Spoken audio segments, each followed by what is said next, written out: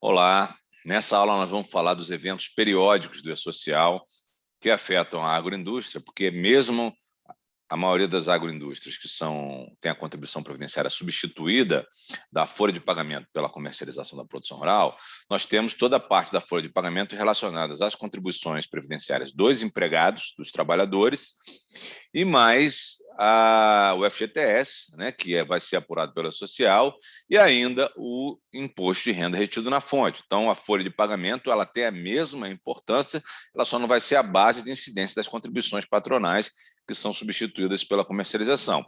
E ainda aquelas agroindústrias que não são substituídas, que recolhem sobre a folha, aí a folha de pagamento realmente é toda a base de tributação da contribuição previdenciária para essas agroindústrias, ok? Então, vamos falar dos eventos periódicos, folha de pagamento. Eu tenho dois eventos, é como se eu tivesse o contra-cheque dividido em dois eventos. A parte toda do devido, né, que discrimina as verbas devidas em termos de proventos e descontos, estão no 1.200, e o valor líquido a pagar está no 1.210, com a data, inclusive, de pagamento. Portanto, é um evento que você não manda para o futuro. Eu vou pagar na data tal. O certo é você mandar depois que você pagou. Eu paguei no dia 5 de março, eu mando 1.210 com a data de pagamento, o valor líquido que foi pago, e aí tem dois descontos que vão no 1.210, que é o desconto do IR-fonte e a pensão alimentícia, que elas só acontecem no regime de caixa. No fundo, a diferença é o 1.200 é regime de competência, são as verbas devidas no mês em que aconteceu a prestação do trabalho. E o 1.210 é o regime de caixa, é quando foi pago o dinheiro, eles podem acontecer na mesma folha ou em outra folha. Vamos ver um pouquinho mais, então, sobre esse funcionamento. Então, os eventos periódicos no E-Social, né, no novo E-Social, simplificado, são aqueles cuja ocorrência tem a periodicidade definida, ela acontece todo mês, né? O contrato de trabalho permanente prestou serviço naquele mês, são devidas aquelas verbas que compõem a remuneração do trabalhador e que servem como base de cálculo da contribuição previdenciária. Então, o regime de competência é onde ocorre o fato gerador, não importa se você pagou daqui a 2 meses, o fato gerador acontece quando finalizou o mês, né, e aconteceu a prestação de serviço para o trabalho, é devida a remuneração mesmo que a empresa pague em meses seguintes. Lembrando que a regra trabalhista é você pagar até o 5º dia útil do mês seguinte, né, ao que aconteceu a prestação pelo trabalho. Então, é isso que é feito, né? O pagamento efetuado aos trabalhadores, sejam eles empregados, sejam contribuintes individuais, prestadores de serviço autônomos, tudo está no 1.200, e os eventos periódicos são transmitidos até o dia 7 do mês seguinte, antecipando o vencimento. Vale ressaltar aqui que o fechamento do E-Social e essa data passou para o dia 15, né? Então, nós temos o prazo. Dia 7 é para o recolhimento de FGTS, mas o fechamento da folha da social ele acontece até o dia 15. Então, para fins de contribuições previdenciárias, a data do dia 7 não acarreta penalidade, mas para fins do FGTS acarreta penalidade. Então, os trabalhadores que têm o obrigatório recolhimento do FGTS devem se atentar para a data de vencimento de entrega do evento 1.200 no dia 7 do mês seguinte. Bom, vamos destacar aqui esses dois, são vários eventos periódicos, né? Mas para a agroindústria o que importa é o 1.200 e 1.210, depois eu tenho um fechamento de folha que vai chamar de CTF Web, quando eu terminar de enviar todos os meus eventos daquela folha de pagamento. Tá? Bom, eu tenho então aqui uma arquitetura desse evento de remuneração. Ele sai do meu sistema, eu posso fazer pelo aplicativo web, mas se a empresa é grande, ela vai ter que mandar trabalhador a trabalhador, né, digitando. O E-Social ele foi criado para comunicar via web service o sistema de folha diretamente com o ambiente nacional do E-Social, passando por uma camada de validação. São 2 camadas de validação. Então, a primeira, ela valida somente a forma, né, onde vocês veem aqui, ó, do web service do contribuinte, do empregador, ele manda para cá, ele recebe um protocolo, nesse momento, validando a forma do evento, do XML, que está ok, e depois ele faz uma validação de conteúdo. Nesse momento aqui, entrega o protocolo, mas o protocolo não diz que está ok, as informações estão ok. Ele vai dizer, olha, recebi, estou recebendo aqui, agora eu vou validar, né? Você mandou para o lugar certo aqui, o evento está no formato adequado para recepcionar. Aí ele vai lá, vai olhar se as informações do empregador estão ok, evento S1000, S1005, se a folha está aberta, se o empregado está ativo na base, se o evento dele 2200 está ok, se não foi desligado, se não está afastado, se a lotação está ok na tabela, se as rubricas estão na tabela 1010, se a lotação está na tabela 1020, se os conteúdos estão íntegros, outras validações específicas, categoria de trabalhador, etc. E aí ele manda aqui e deposita o recibo, aí sim, o recibo num repositório dentro do ambiente nacional. O webservice da empresa vai lá e pega o recibo e está cumprida a obrigação em relação àquele evento, tá certo? Então, ele vai bater o tempo inteiro com as diversas bases, né? Ele bate, então, a folha de pagamento com o registro do trabalhador.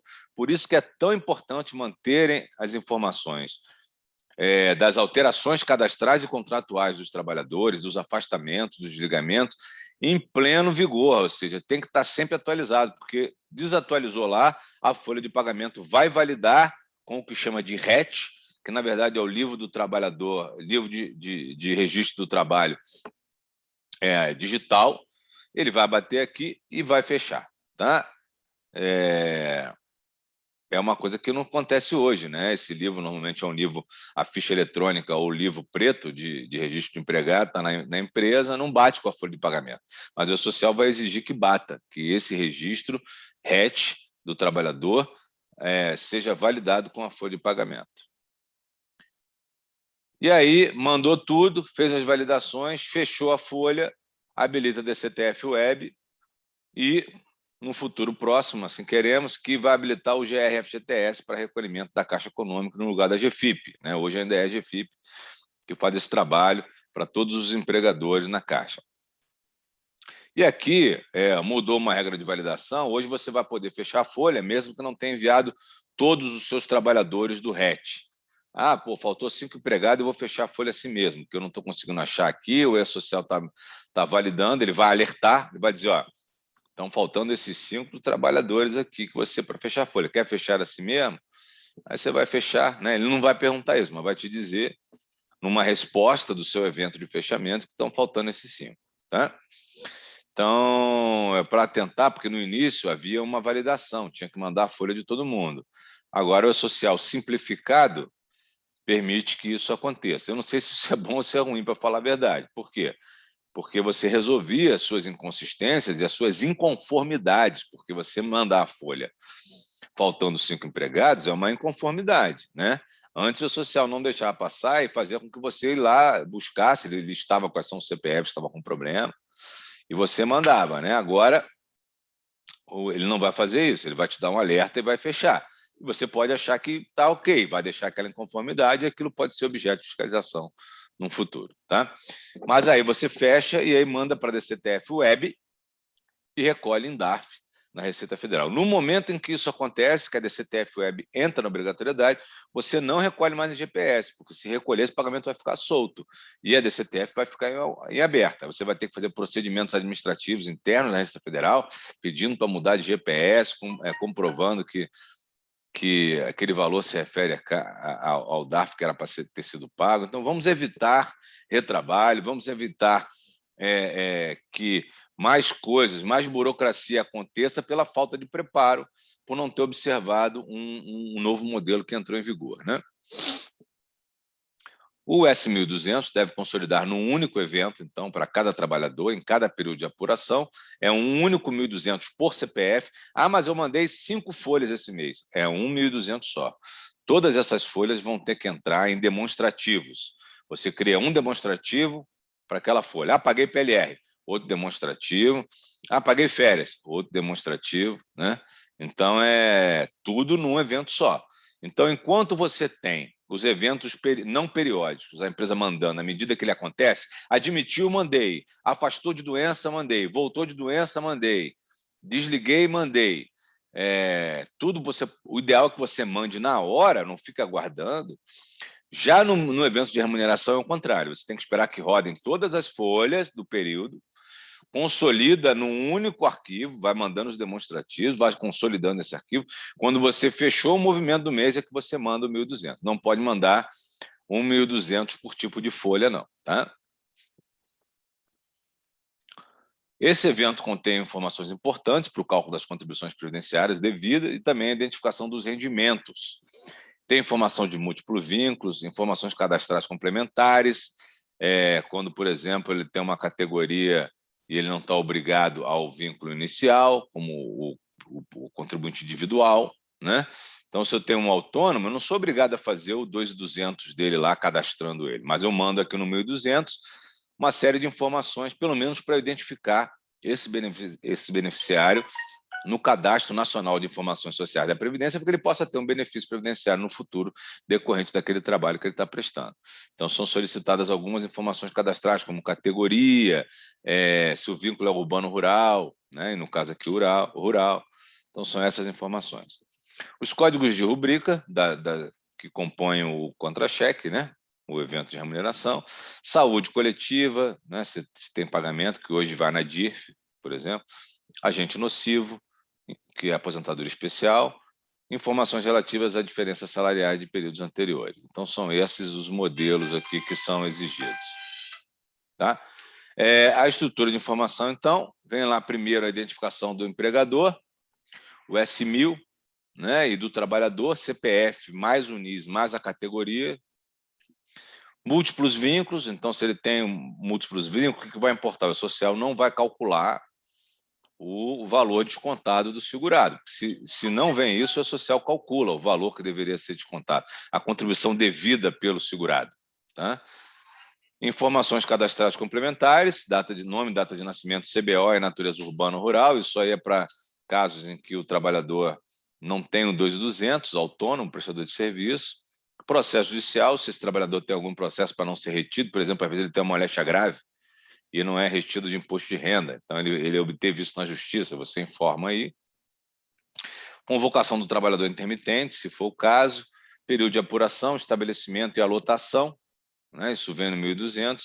E aí o demonstrativo de valores devidos com a matrícula e as rubricas e a remuneração de períodos anteriores, se houver. Tem dissídio coletivo esse mês, fechou o dissídio, estou pagando 6 meses para trás, você vai ter um ambiente aqui em que você vai informar naquele mês em que aconteceu o dissídio, que assinou o dissídio, todos os meses lá. Então, você vai informar, nós estamos em março, aí você vai informar, olha, fevereiro era tanto, aí abre de novo, janeiro era tanto, dezembro era tanto, tudo na folha de março, que foi quando aconteceu o dissídio. Então, tem um campo chamado remuneração de períodos anteriores no 1.200, que ele é para ser utilizado acordo, convenção coletiva, dissídio coletivo, conversão de licença saúde, né, em auxílio-doença, né, acidente de trabalho, na verdade, saída por auxílio-doença em acidente de trabalho, que tem todo que recuperar o FGTS de períodos anteriores.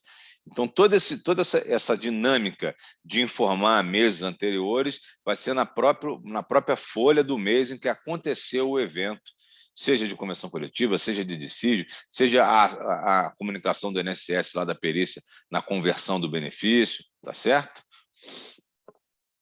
E aí, fechamos o E-Social, fechamos a folha, mandamos todos os trabalhadores no evento 1.200, informamos os pagamentos no 1.210, fechamos aquela folha e jogamos para a DCTF Web. E agora? Agora tem que vir a FD-Reinf, porque só E-Social eu não fecho a folha do produtor rural. Eu preciso trazer a contribuição previdenciária sobre a comercialização da produção rural e a subrogação, né, que é quando você, como adquirente, tem que fazer a retenção do produtor rural pessoa física quando adquirir comercialização da produção rural desses produtores, tá certo? Então, nossa próxima aula, vamos falar do conceito da FD-Reinf, e aí nós vamos falar depois de toda a FD-Reinf até chegar na DCTF Web. Ok, pessoal? Então, até já.